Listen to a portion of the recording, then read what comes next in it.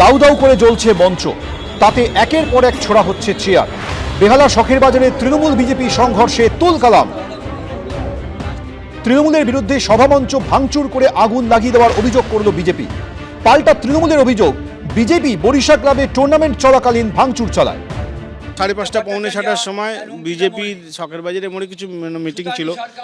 ত্রিপুরার প্রাক্তন মুখ্যমন্ত্রী বিপ্লব দেব এসেছিল, তার নেতৃত্বে ওখানে এমন উস্কানিমূলক বক্তব্য হয়, সেখান থেকে বেশ কিছু দুষ্কৃতকারী বিজেপির কর্মী সমর্থক অনুপম ভট্টাচার্য, সাউথ কলকাতার president, ex president Shankar Sikdar, এদের নেতৃত্বে আমাদের এই মাঠে এসে ভাঙচুর চালায়। আমাদের ক্লাবের ভেতর ঢুকে আমাদের যে পুরো টোটাল সিস্টেম, এই সাউন্ড সিস্টেম, ইলেকট্রিক্যাল সিস্টেম, সেগুলো ভাঙচুর করার চেষ্টা করে।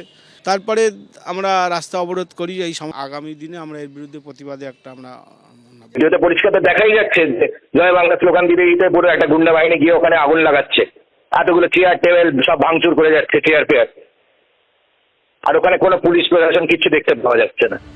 রবিবার সন্ধ্যে বেহালা ডায়মন্ড হারবার রোডে বিজেপির একটি পথসভা ছিল, যেখানে উপস্থিত ছিলেন ত্রিপুরার প্রাক্তন মুখ্যমন্ত্রী ও পশ্চিমবঙ্গের পর্যবেক্ষক বিপ্লব দেব।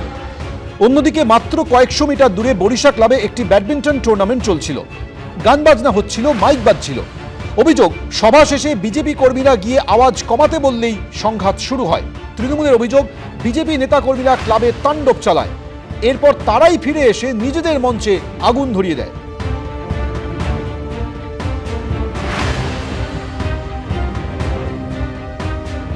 যেখানে যে সভামঞ্চ নিয়ে বিতর্ক, সেই সভামঞ্চ দেখাচ্ছি।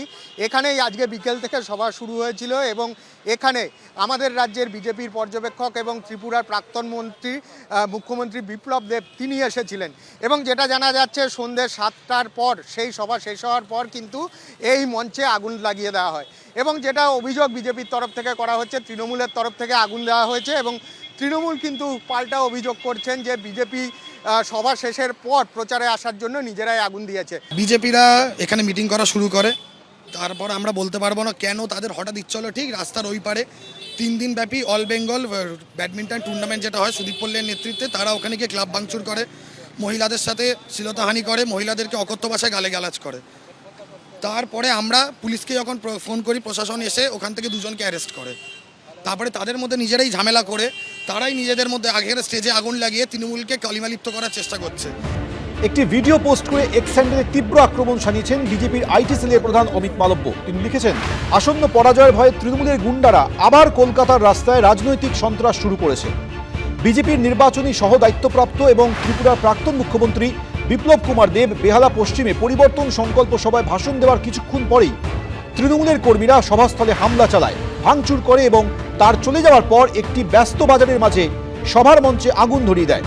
এটা রাজনীতি নয়, এটা সংগঠিত হিংসা, এটা শাসন নয়, এটা ভয় দেখানো। তৃণমূল বাংলাকে সন্ত্রাসের রঙ্গমঞ্চে পরিণত করেছে। মমতা বন্দ্যোপাধ্যায়ের গুন্ডারা ক্ষমতার লোভে মরিয়া হয়ে সারা রাজ্যে তাণ্ডব চালাচ্ছে এবং গণতন্ত্রকে পুড়িয়ে দিচ্ছে। আমি হঠাৎই শুনলাম যে কিছু বিজেপির ছেলেপেলে কারা ছিল, যারা প্রত্যক্ষদর্শী বেশি ভালো ছিল, তারা বরিশা ক্লাবের ভেতরে ঢুকে ভাঙচুর করেছে। আমি মনে করছি এটা ইচ্ছাকৃতভাবে করা হয়েছে। বিজেপি জানে না যে বাংলায় তৃণমূল কংগ্রেস করি আমরা, আমাদের মাথার উপর মমতা বন্দ্যোপাধ্যায় আছে। ওরা যত হামলা করবে আমরা তত কঠিন। প্রতিবাদে বেশ কিছুক্ষণ ডায়মন্ড হারবার রোড অবরোধ করে তৃণমূল। সুদীপ্ত আচার্য, পার্থপ্রতিম ঘোষ, প্রবীর চক্রবর্তী, এবিপি আনন্দ। এবিপি আনন্দ, এগিয়ে থাকে, এগিয়ে রাখে।